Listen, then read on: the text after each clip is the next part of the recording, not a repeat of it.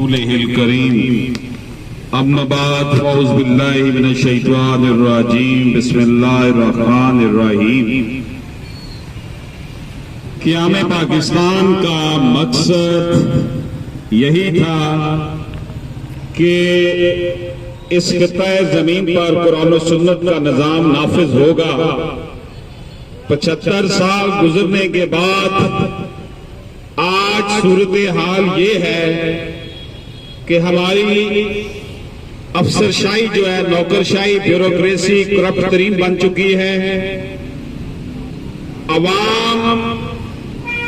اپنے مسائل کے حل کے لیے جب سرکاری دفاتر میں جاتے ہیں تو انہیں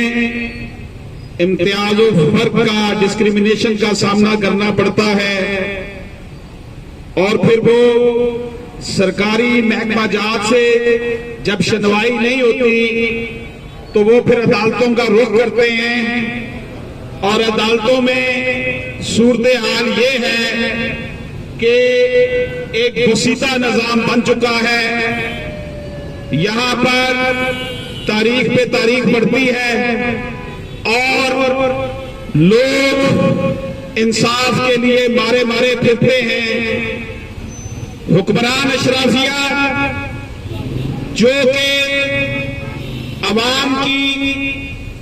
اس کو حیثیت جو ہے پیرنٹس کی طرح ہوتی ہے، والدین کی طرح ہوتی ہے، لیکن ہماری حکمران اشرافیہ جو ہے وہ سانپ کی طرح بن چکی ہے جو اپنے بچوں کو ہی کھا جاتی ہے۔ اس حکمران اشرافیہ نے وکلا کو ڈاکٹروں سے لڑایا، ڈاکٹروں کو وکلا سے لڑایا، اور سرکاری دفاتر میں اگر کوئی وکیل صاحب کسی کی سنوائی کے لیے جاتا ہے اور وہاں پر نوکرشاہی جو ہے اس کے اندر اس طرح کا غضب بھر دیا گیا ہے کہ وہ اپنی شان کے خلاف سمجھتے ہیں کہ کسی سائل کی جو ہے وہ داد رسی کر سکیں، گویا کہ وہ ملک جو نبی پاک صلی اللہ علیہ وآلہ وسلم کے نام پر بنا، اللہ پاک کے نام پر بنا، یہاں پر عوام الناس کو تقسیم در تقسیم کر دیا گیا ہے۔ سرکاری چھوٹے ملازم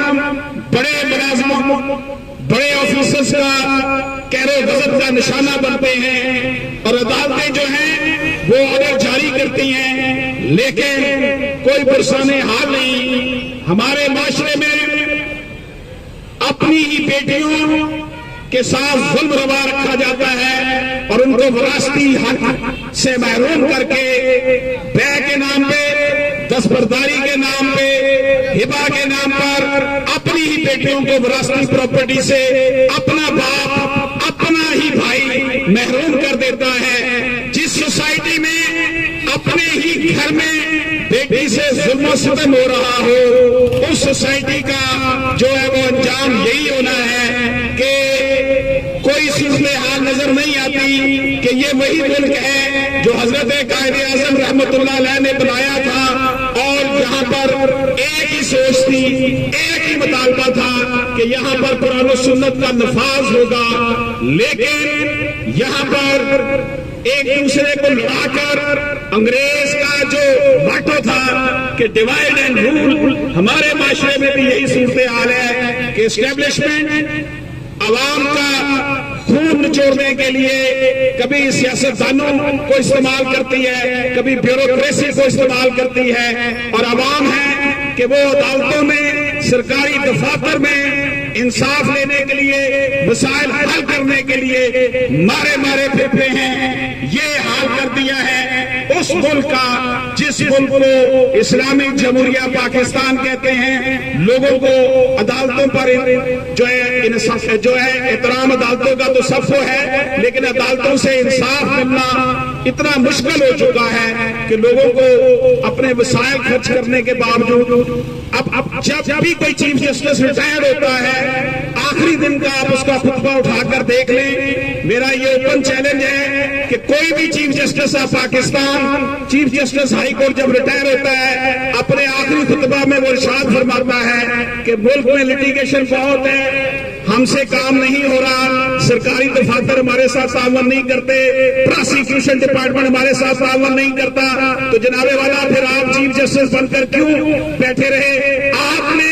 اس ملک میں قرآن و سنت کے نفاذ کو، نظام کو نافذ کرنے کے لیے کوشش کیوں نہیں کی؟ آپ اپنے کمرے سے نکل کر متحدہ عدلیہ میں کیوں نہیں گئے؟ آپ نے جا کر دیکھا نہیں کہ متحدہ عدلیہ میں ایک کیس 25-30 سال چلتا ہے اور عوام جو ہے وہ ذلیل و خوار ہوتی ہے؟ یہ اس ملک کا حال ہے جس کے پاس سب سے بڑا کوڈ آف لائف قرآن مجید ہے۔ ہماری بدقسمتی دیکھ لیں کہ ہم خود کو مسلمان کہتے ہیں، مومن کہتے ہیں، لیکن جن کو ہم کافر کہتے ہیں، برطانیہ والے، امریکہ والے جن کو ہم کافر کہتے ہیں، وہاں پہ معاشی انصاف بھی ہے اپنے لوگوں کی حد تک، وہاں پر ان لوگوں کے لیے سماجی انصاف بھی ہے اپنے لوگوں کی حد تک۔ یہاں پر انصاف لینے کی بجائے لوگ گھروں میں بیٹھ جاتے ہیں کہ تھانے کچہری کے چکر میں جا کر جو پاس بچا ہے اسے بھی نہ لٹا بیٹھے۔ تو میں صرف یہی عرض کروں گا کہ ہم یہاں پر نبی پاک صلی اللہ علیہ وآلہ وسلم کی حرمت کے لیے کھڑے ہیں، اور نبی پاک صلی اللہ علیہ وآلہ وسلم کی حرمت،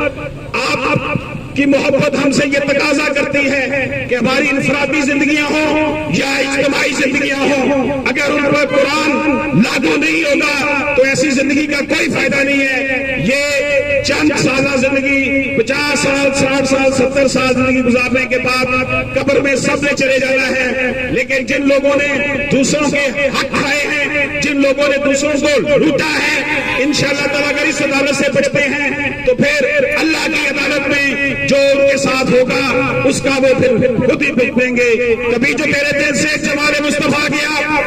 کبھی جو میرے دل سے جمال مصطفیٰ گیا، خدا گواہ ہاتھ سے تیرا خدا گیا۔ محبتوں کی بس میں محبتوں کی بات کر، تو شہد شہد علامتوں کی بات کر، یہ ابو جہل کی قوم تجھے حرکتیں سکھا گیا۔ کبھی جو میرے دل سے جمال مصطفیٰ گیا، خدا گواہ ہاتھ سے تیرا خدا گیا۔ اے واعظوں کے روپ میں چھپے مداریوں سنو، اے واعظوں کے روپ میں چھپے مداریوں سنو، اے باغباں کے بھیس میں چھپے شکاریوں سنو، تمہارے کار پرفسو کی آخری یہ شام ہے، خدا کی سرزمین پر خدا کا راج ہو۔ اللہ پاک اس ملک پر رحم کرے، ہم سب پر رحم کرے۔